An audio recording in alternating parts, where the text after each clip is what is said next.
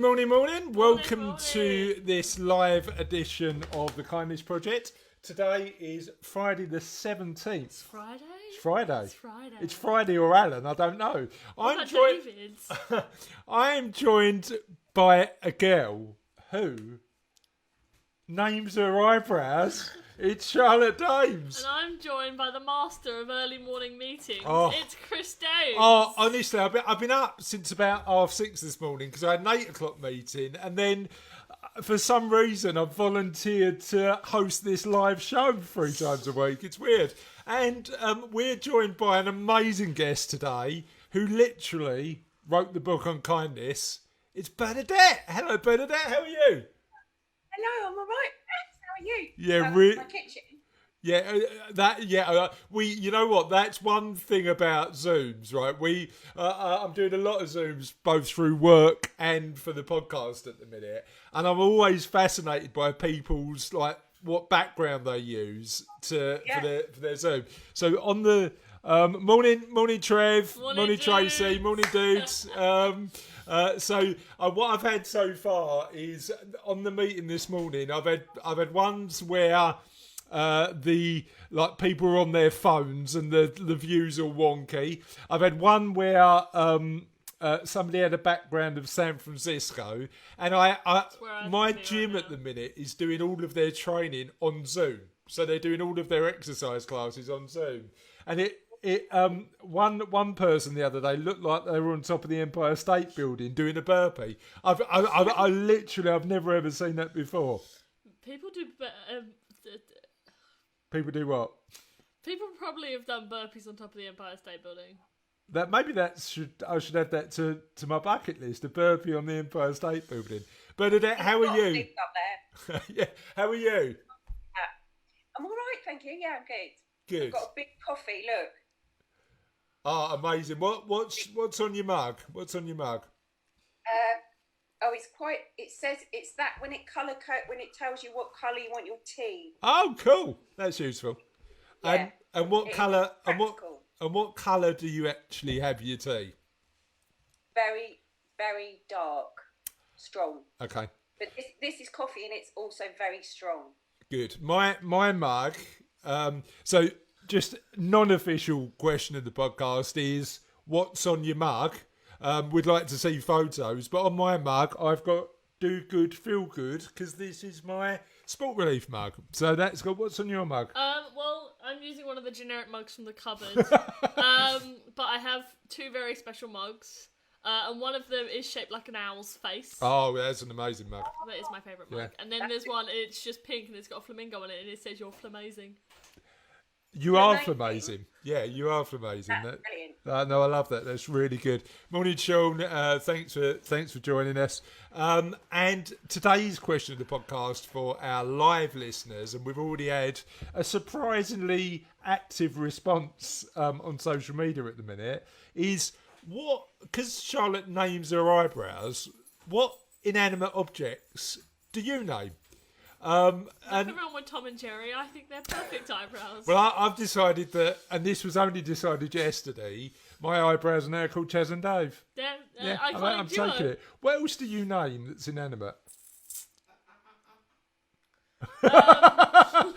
We're being warned to keep it clean. Keep it clean. I have 2 skeleton not really skeletons. One of them is a Halloween decoration. You press a button and it plays Everybody Dance Now, but it's a skeleton being the DJ. And what's the name of the... His name's Jerry. And then on the opposite corner of the room, there's Michael, and he's just a skeleton in a hat. And if you turn him on, he blares disco lights. Mainly eyebrows and skeletons for you. Morning, Trina. Thanks for joining us this morning. Bernadette, what do you name that's inanimate in your life? I'm really sorry, I don't do that. That's No, I not don't. An answer for you, is it? No, I don't either. My mum does it, and she calls her car Snowdrop. Okay, That's what I've got to offer. I don't name any inanimate objects. Danny Willis. Maybe I need to start doing it though.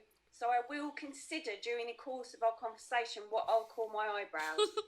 Yeah, and apparently, according to Charlotte's rules, they need to be a double act. They need to be an iconic duo. So my youngest daughter Sophie went for Dave and Alan or something like that. But we've decided that it needs to be a famous duo that it's named after. Danny Willis has just said, "My eyebrows are so big, they've got middle names." Good line. We like that a lot. We like that a lot. Thank you. I'm gonna call mine Paul Daniels and Debbie McGee. Good I choice. do not understand that reference. No, Paul Daniels was It's like a magician, like a TV magician. and Debbie McGee. You know who Debbie McGee is. You know what? I've got a Debbie McGee story, right? So once my friend's got a boat, and shout out to Henry, and he moors it up near Henley-on-Thames, and we were out on his boat once, and genuinely, this was about 2 years ago, Charlotte, Yes, wasn't I do it? remember that. I think this might be the most middle class story ever. But we were out by Henley-on-Thames, and we were like stuck in a lock, so we were just waiting for the water to rise so we could move on. And I literally walked to the back of the boat, and in a rowboat behind us was Debbie McGee. Crikey. Yeah, just in a rowboat on the Thames. It's just one of those weird. She interviewed me once for a show that I was doing I made a show about death, and she interviewed me for it, and she was just so nice. Yeah. And then shortly afterwards, after I spoke to her, I was really pleased because she was so lovely and so nice. I made friends with a lady also called Debbie McGee, who has spent her whole life saying, "No, I'm not that Debbie McGee."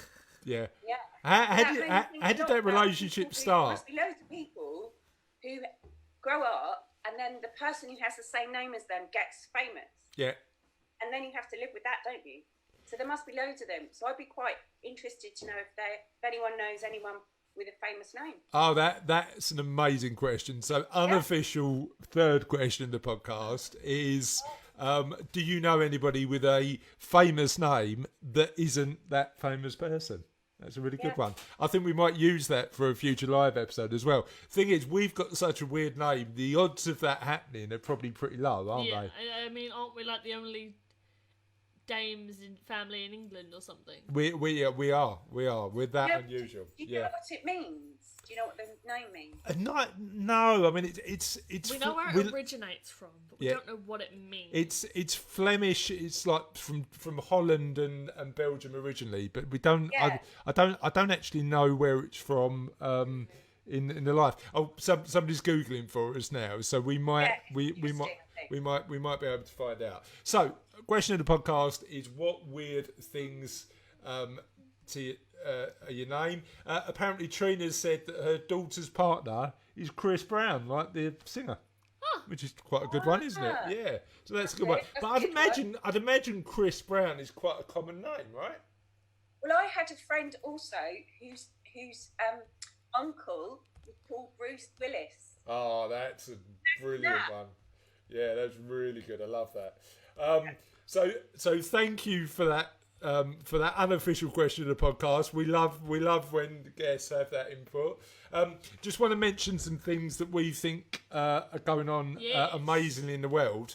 And I want to mention one. It's really interesting, Bernadette, because what the Kindness Project gives us the opportunity to do is share stories. Yes. And sometimes those stories are super international. So we've got a lady called Dina Gayo, who's been one of our favourite guests. She's coming on live next week, but she's out in China, and she does a project that helps people, helps the OAPs in the UK by introducing them to students who want to learn English. So she deals with social isolation in the UK by connecting the elderly with students who want to learn English. It's an amazing little sort of socially responsible business idea that we love. So we do a lot with guests all over the world, but also we like to talk about things that are happening more close to home. Mm-hmm. And the story that I've got today is the story of Charlotte's old school. Yes. I heard about this. And Charlotte's old school's got a teacher called Mr. Hussein.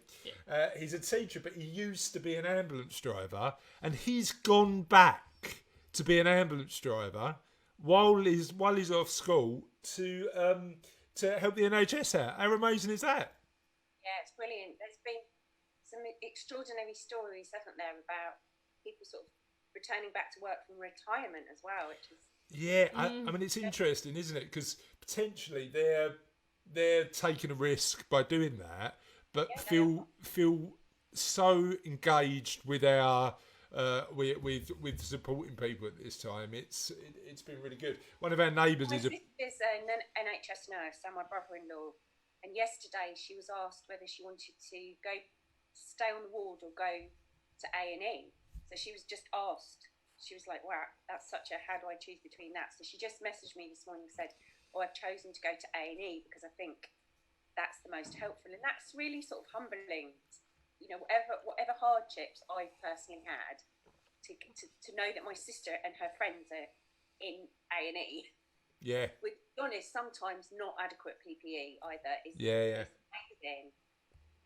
So it's been really nice, hasn't it, to being able to, like we were talking about earlier, sort of on Thursdays, bang our saucepan lids and make that sort of rough music of thanks to everyone. It's been really great, I think. Yeah, are you has the Thursday clap? Because you're in South London, aren't you? How's the Thursday clap been going in South London? Well, it's amazing. It's what's really interesting as well is I'm on Main Road, and obviously there's hardly any cars on it at the moment. So I'm sure it must have been affected by the lack of cars or just the emptiness of the roads, but we get a big echo back from the estate opposite. Okay. So we can hear all of ours along our road, and that's really nice. We all sort of wave at each other. But then we can hear a massive sort of cacophony of vuvuzelas and saucepan lids from the estate opposite. Carries a really long way, so it's amazing. Yeah, I don't think... Brilliant. I don't think I've ever... encourage Vuvuzela playing in my life, but I'll make an exception for have you ever heard of Vuvuzela? No.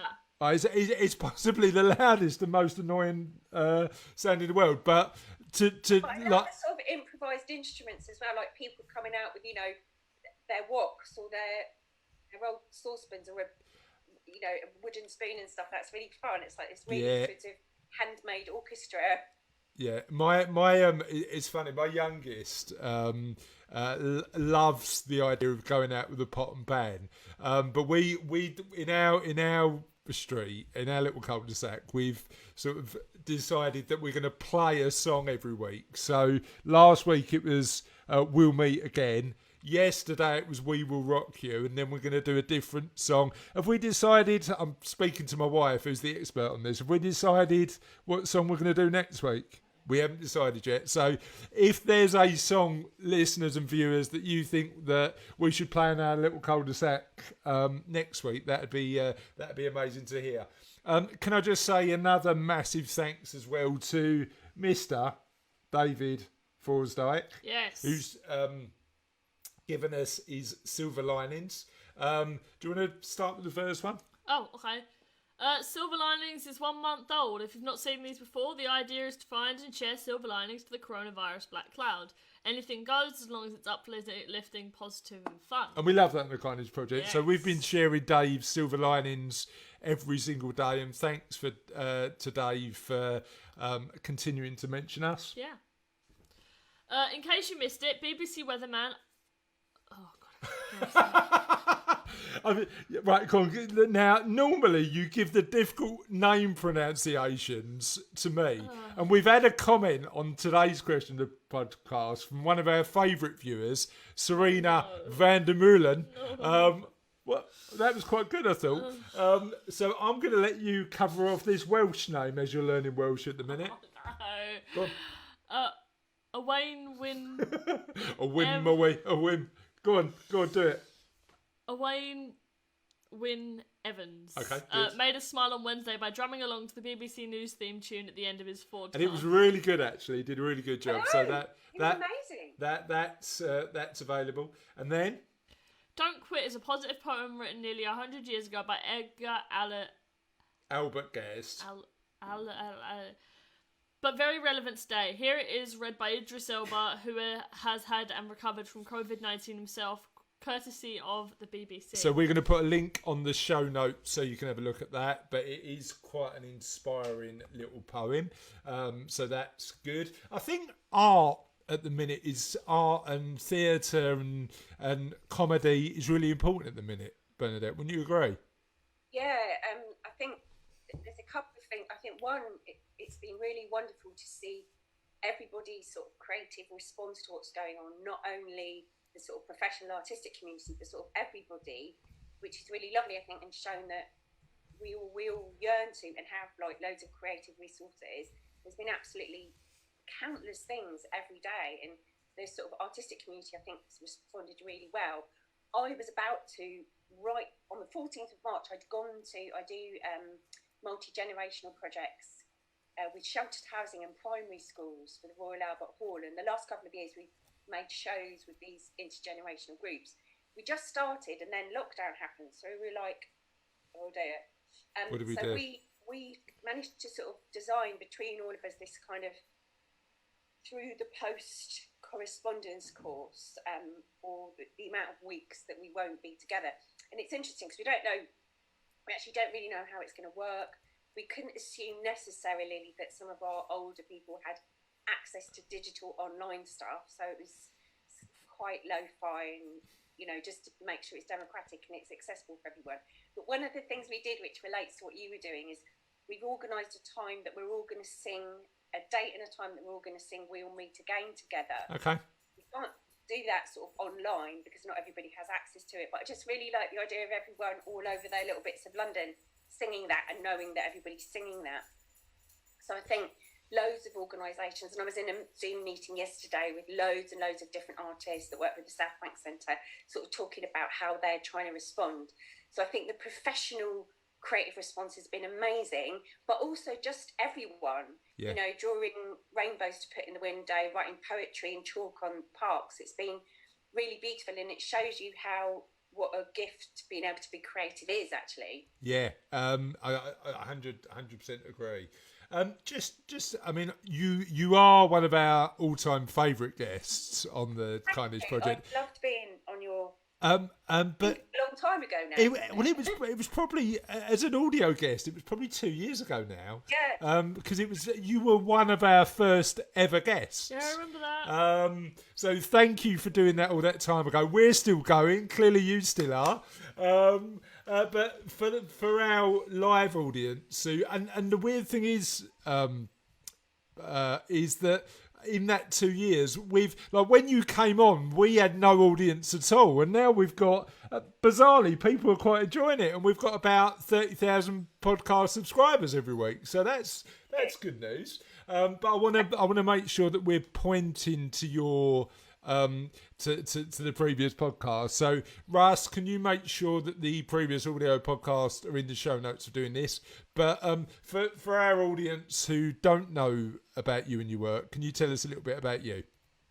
Yeah, so for me, so back in 2011, in response to if anybody remember it, the sort of UK riots that happened that summer, and as a result of just feeling really flattened by that, and feeling a bit sad and depressed by that, I just impulsively decided on the 18th of August that I was going to try and do a kind thing for a stranger every day and see what that did. It was reckless, which is pretty typical of me, and I tried to do a different thing every day. I tried to make it creative, and I kept it up, and it spanned a leap year. So, and it wasn't a project in that it wasn't that organised. It was just a thing I did, but I sort of kept a record of it on social media, and then lots of people joined in, and I kept telling the little stories, and it sort of turned into this really transformative experience. And I'd been a theatre maker and an artist all my life, but I think the main thing that happened after that was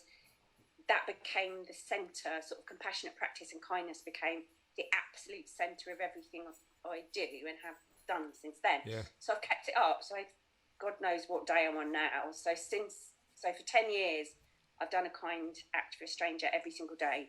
Do you keep a diary of this? Do you record what you do like every day for 10 years? Because doing it over a year is still a challenge, but doing it over 10 years is quite an experience, right?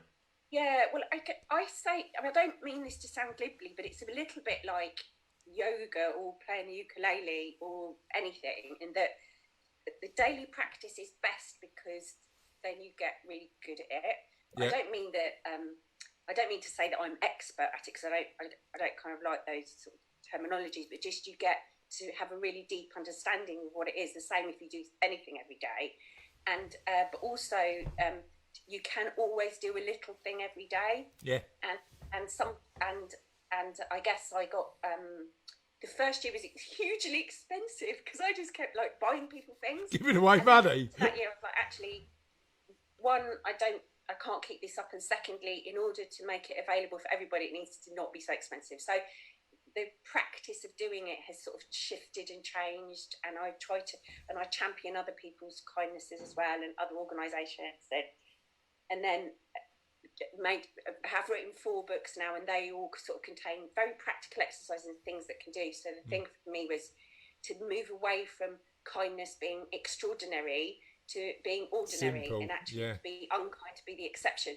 Yeah, you know what's interesting? It's been really good fun, actually. It's not a chore, because you get such a massive endorphin, serotonin, oxytocin rush. It's its own reward as well. Well, so we talk about that on the Kindness Project quite a lot, like sort of the fact that actually kindness is a little bit selfish, because you're in a position where you do feel good when you help somebody else because the hormones in your body kick in, right? Yeah, although I have to say not always, I would say, because sometimes, we're complicated, human beings are complicated, and some days you can't help but hope for a response and you don't get it. So actually, it's a very rich experience. And because of that, you can learn a lot, like, not expecting a certain result, just doing it for its own sake. Yeah, no, agreed. Knowing that some days you don't feel like it, but kind of doing it anyway. Again, it sort of goes back to this thing of, I think, you don't always feel like doing yoga every day, do you?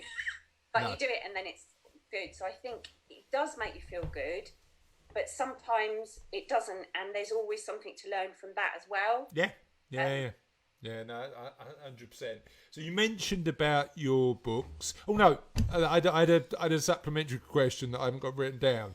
In that first year, tell me about some of the favourite acts of kindness you did. This year or the first year you did it. The first year. So the first year was, I'm sure you can imagine, was a bit of a roller coaster.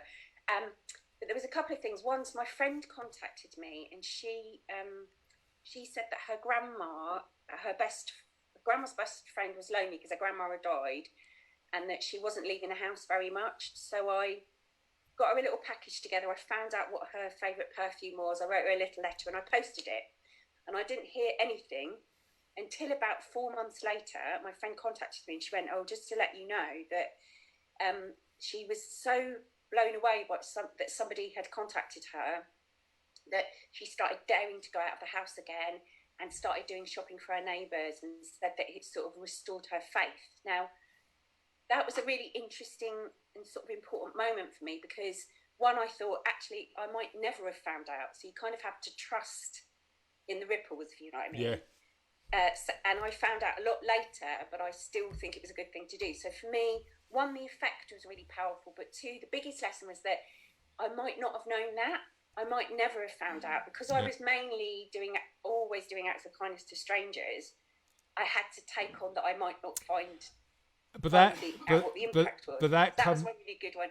And then another one was, it was near Christmas and I was in Battersea, and I just said to this lady, "Oh, will you take this Christmas card?" I'd made a Christmas card for a stranger, and I said, "Happy Christmas, if you celebrate Christmas, this is for you." And again, she eventually found me a lot later and just said, "Oh, thanks for this Christmas card. I've actually started doing it as well. I've started giving Christmas cards to strangers."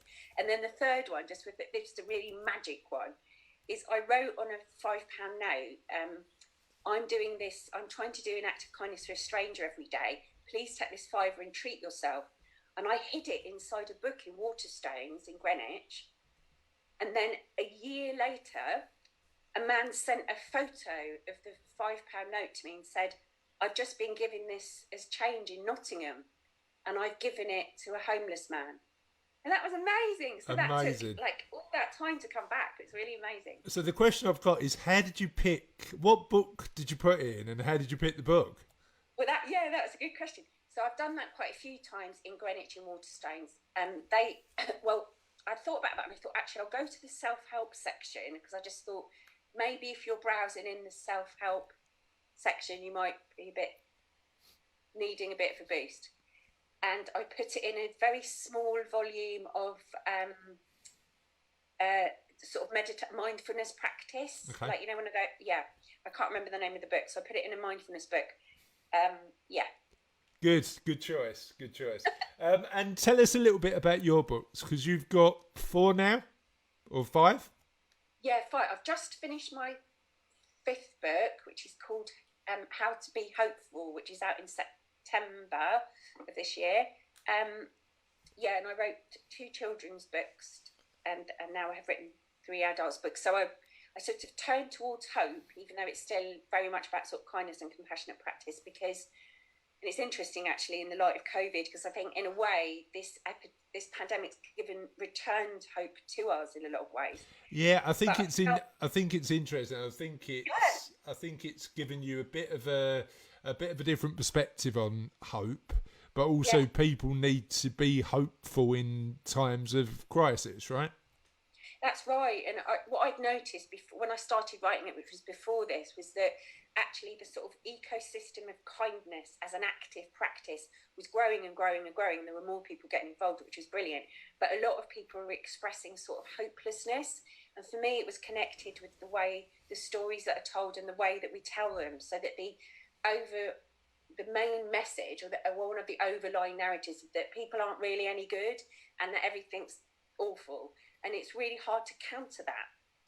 And then I feel like what's happened now, I mean, for me, the BBC have been amazing over like the last few weeks. You know, the hero half-hour thing that they're doing, suddenly it feels like the news is like I always wanted it to be, with an emphasis on sort of truth and the good stories and the positive things that people are doing, and the generosity of spirits and the beautiful things about human beings. So in a way, I think this period has returned hope to us, although we've got a long way to go yet, haven't we, Chris? I think we have, and I think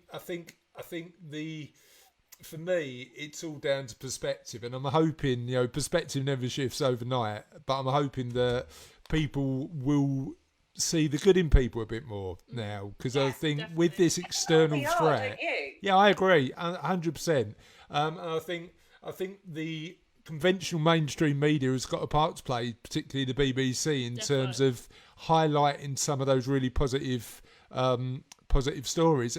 But what's really encouraging is that not only are they deciding to tell those stories, and they are, is that people are enjoying them. So that then encourages the media outlets to tell those stories, because they see that they can still maintain a readership or maintain a viewership, and they need to be encouraged as well. So it's also down to us. So I'm always made a thing of, in all of my books and all of my practice, when you share on Facebook or you share on Twitter, that's your power, that's your little platform to share positive stories. Actually, I always say bad news takes care of itself, and I think it does.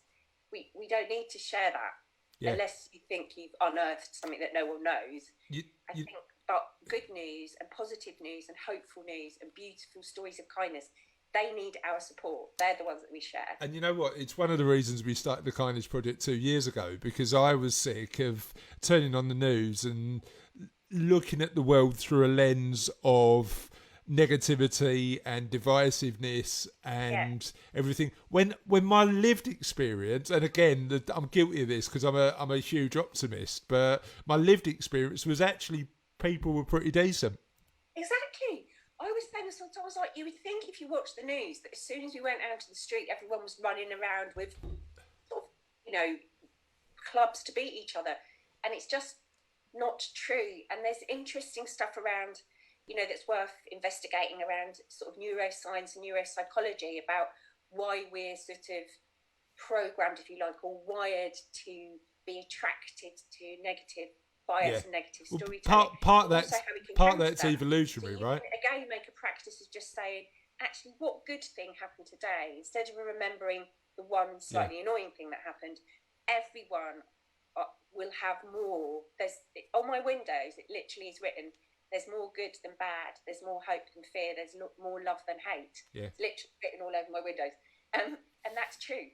It Yeah. just is true, like you said. That's 100%. So, So and your platform that you and Charlotte are doing, your podcast, it's brilliant to have those things, because it's another part of this ecosystem of hope and kindness and love and compassion, pushing against the tide of the other. look, we play a little part. We play a tiny little part. So new. We all play a little part, and that's what we all need to do, is just play a little part. Agreed, 100%. And so the new book's about hope, and that's out in September. Yeah, it's called How to Be Hopeful, and it's out in September. So it's been an interesting, really nice time to do that. And then I've got a podcast about hope as well, which is very modest compared to your two endeavour. But yeah. So where can people find your podcast? So it's on Podbean, but it's also on Spotify. It's on all the usual platforms, and it's literally called How to Be Hopeful. On my maybe I could put it on your Facebook page. Please do. On. Yeah, please do. That'd be we'll be able to share it. So tell us about what you've learned about hope during the period that you've been writing the book. Yeah, well, I try to consider it from a sort of personal perspective, as in how to hold on hope for yourself, and then to move out from your personal perspective to the community, to the wider world, and to the future. So I think the main thing I learned was that what I was thinking about or talking about when I was talking about hope wasn't wishful. It wasn't sort of wishing upon a star, kind of passive. Because what you talk about a lot is quite practical, isn't it? Yeah, because I think it's always important, because otherwise I'm not a fan of passive entertainment or sort of passive writing, really. I think an invitation to action's best. It's more inclusive and it helps people. It doesn't mean they have to do things, but I've always tried to say, try this, because I think the best way of knowing something in your heart and in your mind is experiencing it. So the only way you can find out if kindness works is doing it, isn't it? Yeah. And it's the same with sort of hopeful practice. So it's full of practical things to do, and lots of different ways as well, because there's not only one fit. We're all different. Some people are very extrovert and they're happy to connect with their local community and organise street parties.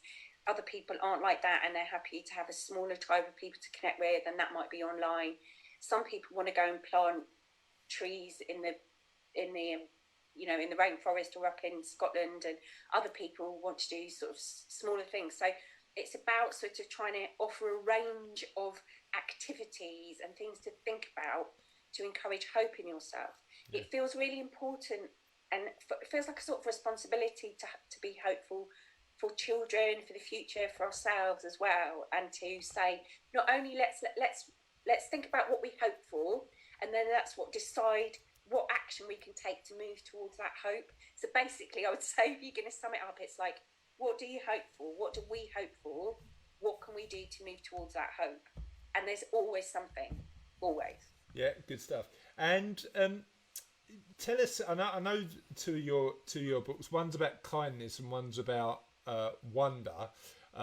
Is it the Little Book of Kindness and the Little Book of Wonder, isn't it? Yeah. And what do you think we can do in the current situation to be a little bit kinder to ourselves, but also retain a sense of wonder? Yeah, self-care is so important. I think I'm lucky enough to have several friends who are positive psychologists. They've been sort of super helpful with this regard, and I've been having conversations with people about it. But all three of them, who come from slightly different perspectives, have said it's really important at the moment to check in on yourself. So something's coming up like sadness or worry or anger or fear, to recognise, to take a little bit of time out to sort of recognise and accept that that's happening, and to think about what you need to make you feel better in that moment. Yeah. In a way, and that will be different for everyone. So some people that is going to be a bubble bath, for other people that's going to be going to sort of do some really strenuous British Army fitness training in the garden on their own, and so it's about where you can, and that's really difficult for people at the moment. Some people are homeschooling and working and all the rest of it, but just recognizing if difficult things are coming up for you, and cherishing yourself and thinking, what do I need to feel better in this moment? It's a really, really fair point. And interestingly, we had an amazing positive psychologist on the podcast for live episode 3, a lady called Ruth Hughes. If you haven't watched that, and talk to our listeners, you're finding it really tough in this environment to cope, and you won't be alone. There'll be plenty of us out there who are trying to maintain positive mental health. Please watch that episode, because Ruth shares some amazing stuff to do that. Important as well, isn't it? There's been a little bit of an understandable kind of, come on, let's be positive, let's think about the good things, and that is important, but it's also important to allow yourself the negative, because we are all of those things, and in order to be kind to ourselves, we have to say, do you know what, at the moment I feel really sad, or I feel really worried, and let that happen. But with regard to wonder, just to say, I think actually we're strangely blessed that this has happened at a time when sort of nature is really at her best and in beautiful display. So I think finding every day, looking every day for something beautiful, for wonder, for something glorious and beautiful, and even if that's out of your window at a little patch of blue sky, or noticing cherry blossom, or watching the bees, to try and notice something beautiful and wonderful every day really helps as well, and is a sort of active way of self-care and being kind to yourself. I reckon for you it's flowers, isn't it? Because you like taking photos of flowers. What's your favourite flower you've taken a photo of? That I've taken a photo of. Oh, I don't know. There's loads of like pretty flowers, and like I don't know. I quite like the cherry blossoms, and there's these ones, I don't know what the name is, but like they grow around like the end of the school year, and they always crop up, and I always take loads of pictures of them. Yeah. But I haven't seen any of them yet. Nice, so Charlotte. I think sort of sharing really beautiful pictures of nature as well is a lovely. It's nice for you, isn't it? Ours, but it's also really nice to share it. It's lovely. I've loved on my Instagram feed, seeing people taking pictures of beautiful things they've seen on walks, and noticing the birds singing louder, and hearing the trees creaking, and all these sort of extraordinary gifts, actually, of sort of wonder and beauty. That it's a nice thing to share. Have you been sharing them, Charlotte? No, because they're all on my camera, and I haven't figured out how to move pictures from my camera to my computer or my phone yet. But I've been showing them to Mum and Dad. So. Oh, you have? Yeah, that's lovely. Yeah, really nice. I think showing them to people as well makes that then it makes you think, oh, I'm going to notice that. So it's a really lovely thing to share, I think. So considering your work with children, what have you learned from doing working with children? Kids. So I written a couple of kids' activity books, and actually I've worked in schools and colleges in the States and over here quite a lot.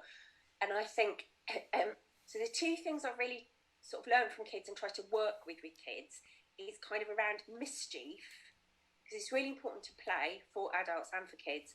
So sort of mischief connected with fun and kindness and magic and self-care as well. So I think the things I've learned of kids is they really, really, really want to be kind, and they love doing it, but they also really love that being quite mischievous and sort of playful and kind of fun.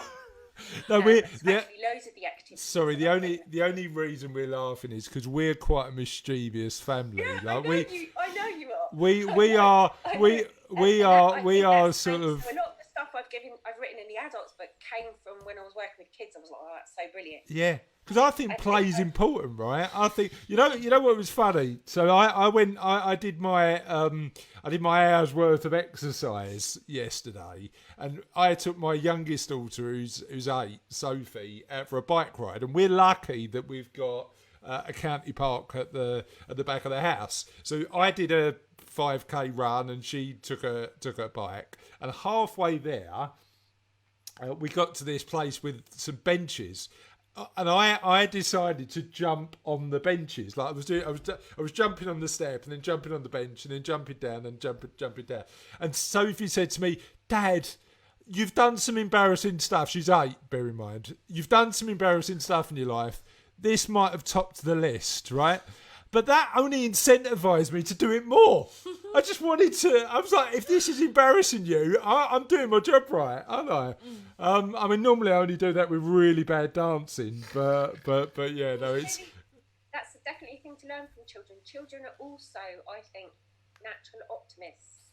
It's like they'll assume most children most of the time are natural optimists. So there's loads of stuff to learn from them, I think, and they'll try things out so they have less fear barriers, generally speaking, than adults. So there's loads of stuff to learn from kids, I think, in response to what you say, Charlotte. But also what you were saying, that really nice thing, Chris, of just like kids will jump in puddles and they'll dance without worrying about whether it's cool or not, and all of that stuff I think is good for us to revisit. I'm a big fan of sort of revisiting and holding on to the stuff that we used to do as kids. Like, why aren't we still allowed to jump in puddles?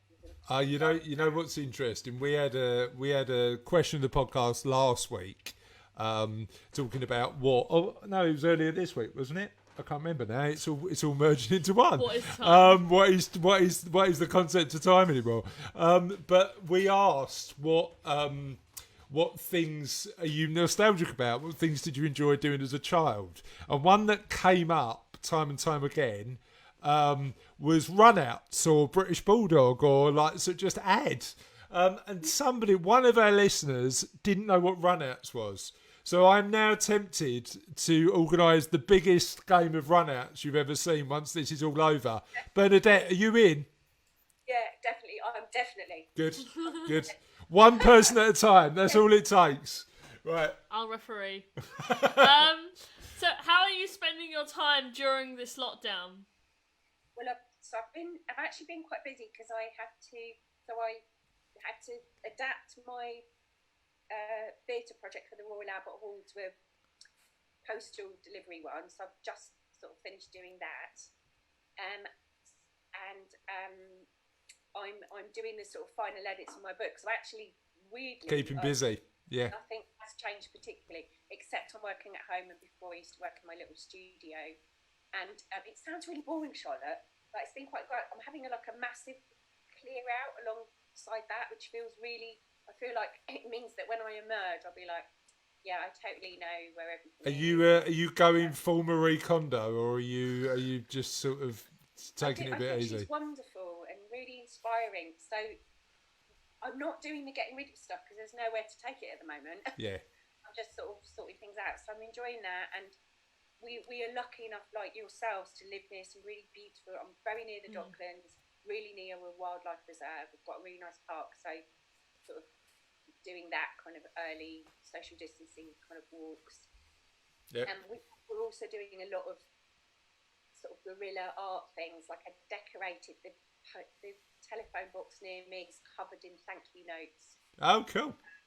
We chalked the whole of the outside of the house. We've been putting poetry, chalk poems on the pavements and stuff like that. Amazing. So, examples of kindness have seemed more relevant recently due to the lockdown. Why do you think this is, and what's your favourite example? So I think there's a couple of things. I think those stories are just being shared more. I think they're always there. I think that the news outlets, the bigger news outlets, not the likes of ours, but the bigger news outlets have switched their focus. So we're seeing more of what I think existed anyway. But also I think people were given the confidence and the opportunity to do the things that they've always yearned to do in their hearts anyway. So I think we've responded brilliantly. Human beings have responded brilliantly. But I think we always had it in us. So I think that's what's happened. And gosh, I like you, I kind of try and notice something every day. But I have to say, Captain Tom yesterday. Oh, amazing work. His 100 laps. Yeah, I mean the other thing as well is the fact that like we were mentioning it on the podcast his stuff during the week, and every time we mentioned it, we got the amount he's raised wrong because it just kept on going up and up. I know. It was impossible to keep up with, wasn't it? But it's extraordinary, and I think that Captain Tom's story is a really beautiful example of everybody being able to contribute in some way. Yeah.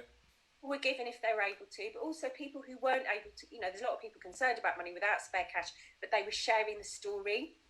Yeah. People were encouraged by it. He was an amazing, beautiful character, and just the fact that he was able to walk 100 lengths in his 100th year was inspiring. Yeah, And were great. The fact that the news outlets were running with the story, the whole thing about it, sort of perfectly for me encapsulated this time that we're in. Yeah, and I think the other thing about it, right, is that we're in a position where kindness, as you say, in that first year of you performing acts of kindness, you felt you needed to give a tangible thing, but sometimes it's about a smile, isn't it, or about making sure that somebody's relevant. Now that's more important because it's possible. So when I do workshops about sort of compassion and kindness now, I make sure people know that, and also sometimes that's all you can manage because you're tired or because you don't feel great or because you don't have any money, and actually that makes a huge difference. I know that if someone smiles at me or says good morning to me, and they are doing a lot more now, I have to say, it's really nice actually. It's like, I love it. I love it. Cheer you up. So it is the small things. It doesn't have to be financial, doesn't have to be big, doesn't have to be bold. I mean, it can be if you feel like that. Yeah. It can be saying that's a nice jacket, or how are you doing? Or making somebody a cup of tea, as long as they follow the specific rules of colour. If they get the colour wrong, I'd rather not have the tea. I will drink any colour of tea, but I think I always, I go back to when I spoke about it in my show, and I spoke about it in my first book, this story that I know is very well known of the little girl, the starfish story. Do you know that story? No. So there's a little girl walking along a beach. Oh, yes, I do. Yes. Yeah, go on. You know that story? Yeah. Yeah, so the beach is washed with hundreds and thousands of starfish, and there's a man walking along the beach, and he sees her picking up a starfish and throwing it into the sea. And he thinks, oh, that's really sweet, but what's she doing that for? And so he says to her, it's really nice that you're rescuing one or two starfish, but what difference is that going to make? There's hundreds of thousands of starfish on the beach. And she picks up a starfish, throws it into the sea, and says it made a difference to that one. Yeah. And I think that's a well-known story, and it's well told for a good reason. I keep coming back to it. It's like you can't, sometimes it's overwhelming, and we're at the beginning of a very, very difficult journey, and there's no point as being in denial of that. And there will be times when it's useful to remind ourselves that picking up one starfish and throwing it back into the sea is something. It's not nothing. And also that if cumulatively we all picked up one starfish, metaphorically, and threw it back into the sea, that would fix it. Yeah, it's bite-sized chunks, isn't it? If that challenge feels too big, we're not going to take the first step. But that throwing in the first starfish. That's how I felt when I started on my journey, and I still feel the same. In 2011, which feels like another time now, I felt so overwhelmed by all the problems of the world. It felt there was always a war, there was always a famine, there was always battles and arguments and anger, and those things are too big. I don't have a seat at the table at the UN. I can't talk to whoever's raging a war. But what I can do is in my street is say good morning to someone. Yeah. And everyone can do that. Yeah, spot on. Thank you so much for coming on. Stay with us because sorry if I went on a bit. It's nice to hear your voice, Charlotte. Nice to hear your voice too. Yeah, you guys. This is a weird thing because I sometimes do the interviews on my own on the audio version of the podcast because you used to have this thing called School, didn't you? I don't know what that is anymore. Time, school. These concepts are meaningless. We don't normally get the opportunity to speak to our guests, but thankfully we've gone back to all of our guests And we've got a busy couple of weeks coming up on Kindness Project Live because we've Say got that we've got a busy week coming up on the Kindness Project Live. Didn't mean it literally, mate. Oh, right, okay, sorry. I thought you meant it literally, not metaphorically. But we are interviewing a lot of the guests that we've had on the audio show now live, which is amazing. And Tis the end. it is nearly the end. Sophie's joined us. Say hello to our audience, Sophie. Hi, Chris and Charlotte. Maybe I could interview you back. Oh yeah, that'd be good actually. Ooh. Yeah, that'd be good. Weirdly, for our hundredth audio episode, we got interviewed, and it was the weirdest experience ever, wasn't it? So I'm up for it, but there's a guy actually. I don't think he's a million miles away from you geographically. A guy called Don Diffgang. He's on the live show next week. Who runs a website called Do Me a Favour Buddy. He's an amazing dude, and he interviewed us for our 100th episode.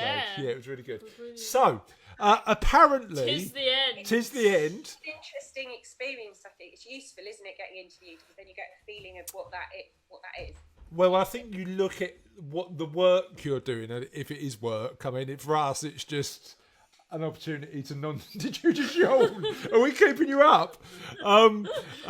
It's just an opportunity to nonsensically waffle for every week. Half hour. Half hour. But we really enjoyed it. So and we couldn't do it without guests like you. So thank you so much for coming on. So lovely, and thank you so much. I'll check out all the other episodes as well, and I'm on Facebook and on Instagram and on Twitter if anyone wants to find me. But but stay on because we want your thoughts both on Charlotte's. It's a new thing we're doing. Charlotte does a really good joke at the end, but also we've apparently naming inanimate objects is a thing. It's a thing. I didn't think it was a thing. So Bernadette didn't think it was a thing, but it is a thing. it's a big world. So let me. Most things are a thing. So tell me, Sophie, do you want to share what you name your eyebrows? They are face caterpillars. Okay, what do you name your face caterpillars?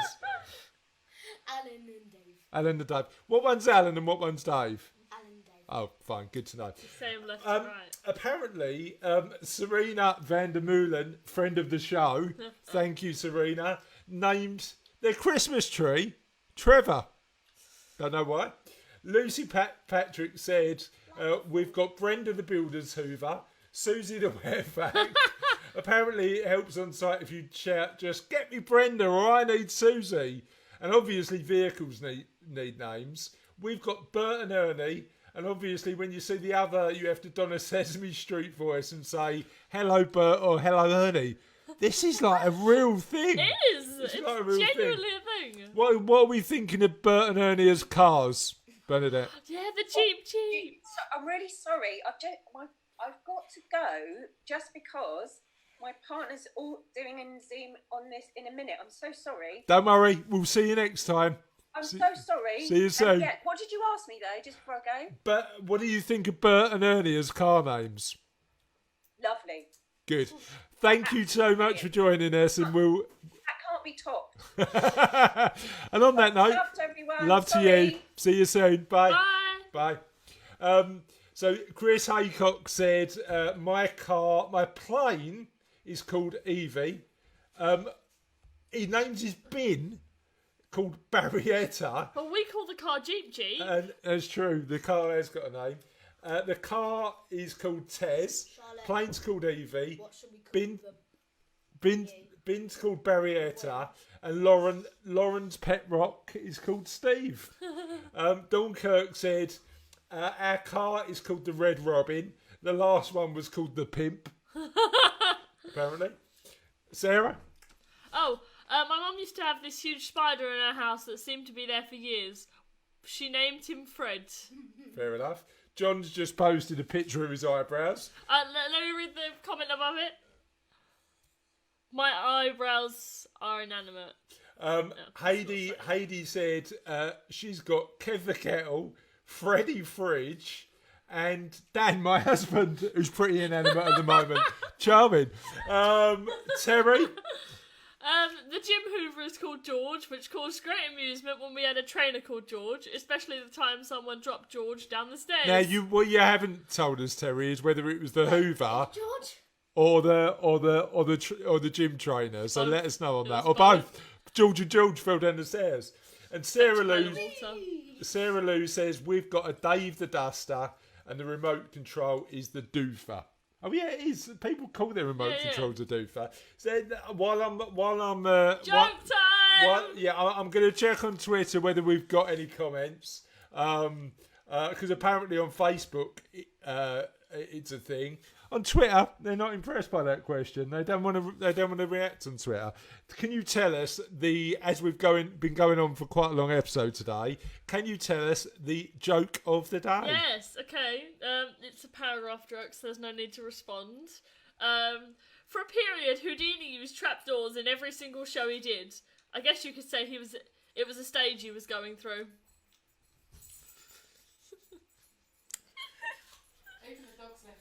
Even the dogs run out of the room at that joke. Oh no, he's come here. He's come here, he wants my apple. And on that note, have a lovely Friday. Have a lovely weekend. We're back on Sunday morning with Joshua as our guest, and we'll see you then. Bye. Bye.